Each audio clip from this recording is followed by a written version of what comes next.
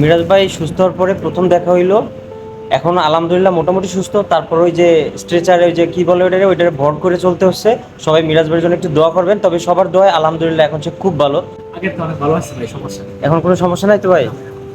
যাক ভাই, আপনার এই হাসি আস্তে আস্তে মুখে সময় লাগবে আর কি।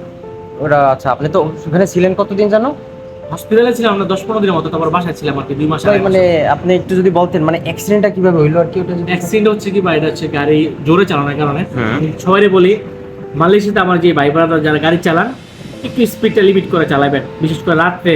রাত্রে দেখা গেছে আমরা খালি রোড পাইলে অনেকে চালাই 180, 190, 200, 250 চালাই।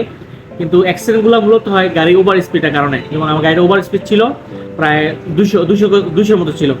যদি আমার গাড়ি 110 বা 120 থাকতো তাহলে আমি কন্ট্রোল করতে পারতাম। 200 থাকার কারণে আমি গাড়িটা কন্ট্রোল করতে পারি নাই, কন্ট্রোল হারিয়ে গেছে। আমি দীর্ঘদিন গাড়ি চালানোর অভিজ্ঞতা দিয়ে আমি একটা ছোট্ট টিপস সবাই দিব। আপনার গাড়ি চালানোর স্টাইলটা এমন হওয়া উচিত, আপনার ড্রাইভিং স্টাইল দেখে অন্য কেউ যেন ভয় না পায়, যেন না ঘাবড়ায়। এটা হচ্ছে প্রথম।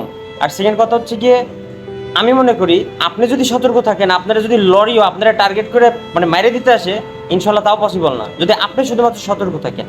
তো এটাই মনে রাখবেন যে আপনার ড্রাইভিং স্টাইল এমন হওয়া উচিত যাতে অন্য কেউ যারা রাস্তায় গাড়ি চালায় বা রাস্তার পথচারী যারাই আছে তারা যেন ঘাবড়ায় না যায়।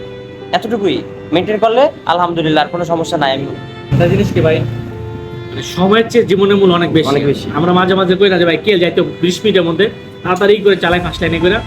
আসলে স্লো চালানোই ভালো।